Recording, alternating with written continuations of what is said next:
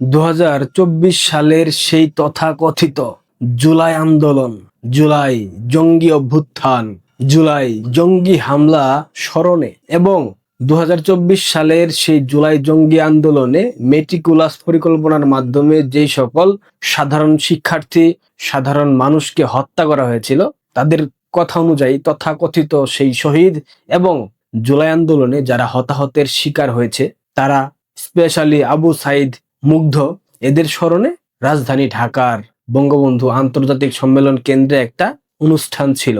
জুলাই শহীদদের স্মরণে সেই অনুষ্ঠানে দুইটা মাতাল, দুইটা অসুস্থ প্রতিবন্ধী, মানসিকভাবে বিকৃত দুইটা চিরিয়া বক্তব্য দিয়েছে। দুইটা বক্তব্য আপনাদের দেখা উচিত।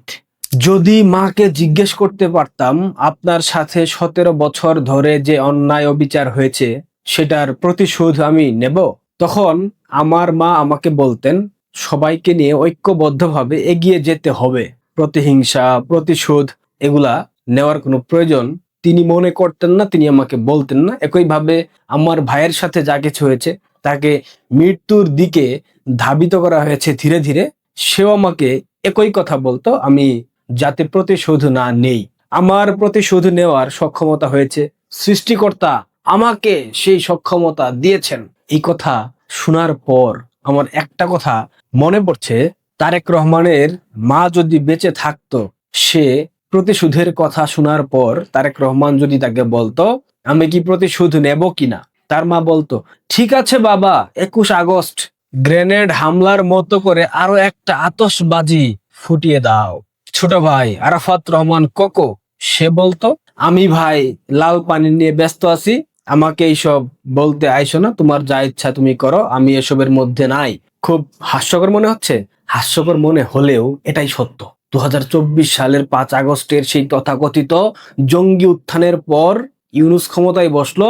ইউনূসের সাথে মিলেমিশে ভাগবাটোয়ারা করে সর্বোচ্চ ক্ষমতা ভোগ করলো জামাত এবং বিএনপি। এরপর ইউনূসের তত্ত্বাবধানে মুচলেকা দিয়ে বাংলাদেশে আসলো সাজাপ্রাপ্ত আসামি তারেক রহমান। আসার পর সব মামলা খালাস। এরপর 2026 সালের 12 ফেব্রুয়ারি সেই তথাকথিত একপাক্ষিক নির্বাচনের মধ্য দিয়ে বাংলাদেশের প্রধানমন্ত্রী হয়ে সে কি করে নাই? সে কথায় কথায় বলে প্রতিহিংসা, প্রতিশোধ এইসব তার মধ্যে নাই, প্রতিহিংসার রাজনীতি সে করে না, প্রতিশোধ পরায়ণতা তার মধ্যে নাই। কিন্তু বাস্তবতা তো ভিন্ন। 1/11-এর সময় যখন তারেক রহমানকে পেটানো হয়েছিল, তার অবশ্যই অন্যায় ছিল। হাওয়া ভবন প্রতিষ্ঠা করা, দুর্নীতি, লুটপাট, চুরি, ছিনতাই, ডাকাতি, একযুগে সিরিজ বোমা হামলা, শায়েখ আব্দুর রহমান, মুফতি হান্নান, বাংলা ভাইদেরকে পৃষ্ঠপোষকতা করা, এইসব কিছুর অপরাধের কারণেই তার উপর নির্যাতন হয়েছিল। এরপর মুচলেকা দিয়ে সে লন্ডনে চলে যায় চিকিৎসার জন্য। তৎকালীন সময়ে সেনাবাহিনীতে যেসব কর্মকর্তা ছিল, স্পেশালি ডিজিএফআই গোয়েন্দা সংস্থার যে প্রধান, সেনাবাহিনীর বিভিন্ন পর্যায়ের কর্মকর্তা, মেজর র্যাঙ্কের যারা ছিল, তাদেরকে কিন্তু গ্রেফতার করা হয়েছে। আন্তর্জাতিক অপরাধ ট্রাইব্যুনালে যেই সব সেনা কর্মকর্তাকে তোলা হয়েছে, তাদের বিরুদ্ধে অভিযোগ খুন, গুম, মানবতা বিরোধী অপরাধ, এইসব কিছু কে করেছে? জনাব তারেক রহমান, আপনি তো করেছেন। আপনি ক্ষমতায় আসার পর কোন প্রতিহিংসা করেন নাই বলেন তো? ক্ষমতায় আসার পর বিরোধী দলকে নিষিদ্ধ করে দিয়েছেন, আইন প্রণয়ন করেছেন সংসদে বসে, বিরোধী দল, বিরোধী মত, আওয়ামী লীগকে রাজনীতি করতে দিচ্ছেন না, নেতাকর্মীদেরকে নির্যাতন নিপীড়ন করছেন। আপনার দলের নেতাকর্মীরা যেইভাবে ছাত্রলীগ, যুবলীগ, স্বেচ্ছাসেবক লীগ, আওয়ামী লীগের উপর অত্যাচার করছে, এইটা তো পৃথিবীর সব অত্যাচারকে ছাড়িয়ে গেছে। শুধুমাত্র জয় বাংলা স্লোগান দেওয়ার অপরাধে আপনার দলের নেতাকর্মীরা মব করছে। ধানমন্ডি 32 মুক্তিযুদ্ধের সূতিকাগার, এইটাকেও ধ্বংস করার পেছনে আপনার দলের স্টাকের ভূমিকা আছে। আপনার দলের নেতাকর্মীরা ধানমন্ডি 32 নম্বরে গিয়ে স্লোগান দেয়, তারেক ভাই কথা দিলাম, 32 নাম্বার দখল নিলাম। এইসব দেখার পর কিভাবে, কোন লজ্জায় আপনি বলেন আপনি প্রতিহিংসার রাজনীতি করেন না? অন্যায়ভাবে হাসানুল হক ইনুর মতো একজন রাজনৈতিক নেতাকে কারাদণ্ড দিলেন 10 বছরের। জুলাই জুলাই জুলাইয়ের চেতনা, জুলাইয়ের চেতনা যে বাংলাদেশের মানুষ সামনে পেছনে দুদিক দিয়ে ভরে দিয়েছে, সেটাকে আপনি বুঝেন না?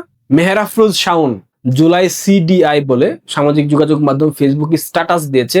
এইটা নিয়ে আপনার মসনদ কেঁপে গেছে, আপনি জুলাই সন্ত্রাসীদের অনুষ্ঠানে গেছেন কথা বলার জন্য, বক্তব্য দেওয়ার জন্য, সেইখানেও ছাত্র দলের নেতা শাওনকে নিয়ে আপনাকে বলছে শাওন কি শেখ হাসিনার থেকেও বেশি শক্তিশালী।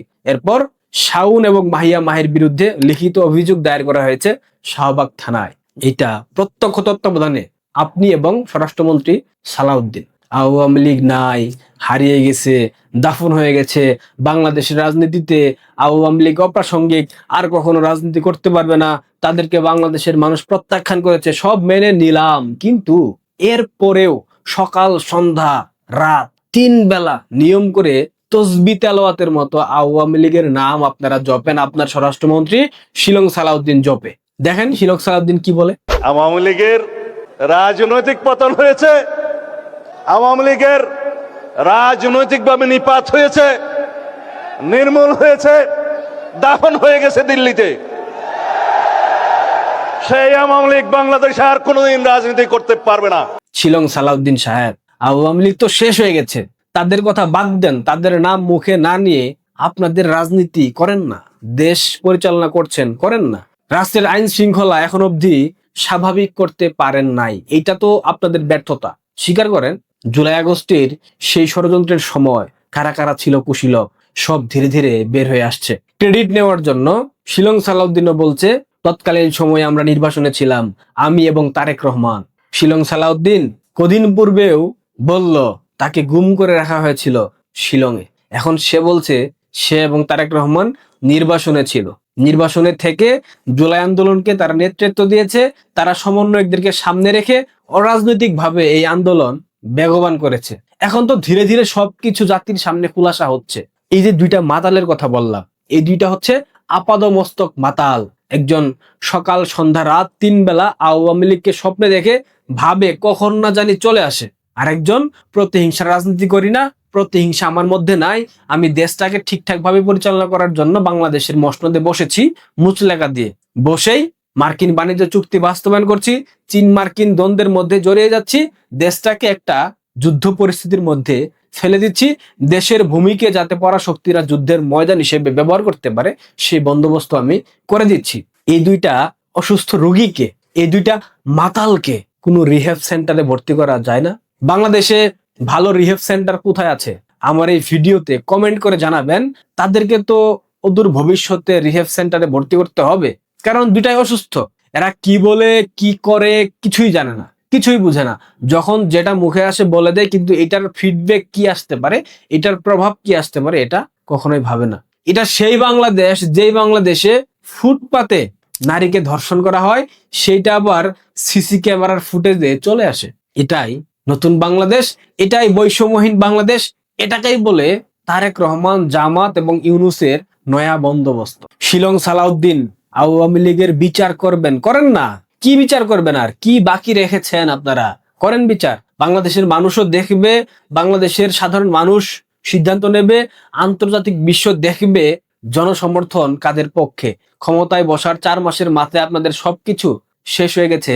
এটা যদি এখনো না বুঝেন তাহলে আপনাদেরকে আর বোঝানো সম্ভব না। প্রিয় দর্শক, এই ভিডিওটা সবাই শেয়ার করবেন এবং দুইটা ভালো রিহ্যাব সেন্টারের নাম আপনারা এখানে বলে যাবেন, যাতে ভবিষ্যতে এই দুইটা মাতালকে রিহ্যাব সেন্টারে, এই নেশাগ্রস্ত দুইটা মানসিক বিকারগ্রস্ত ব্যক্তিকে যাতে রিহ্যাব সেন্টারে ভর্তি করা যায়। সবাই ভালো থাকবেন। কোনো হুমকি ধামকি না, কোনো অপমান অপদস্থ না, এটাই বাস্তবতা। ধন্যবাদ।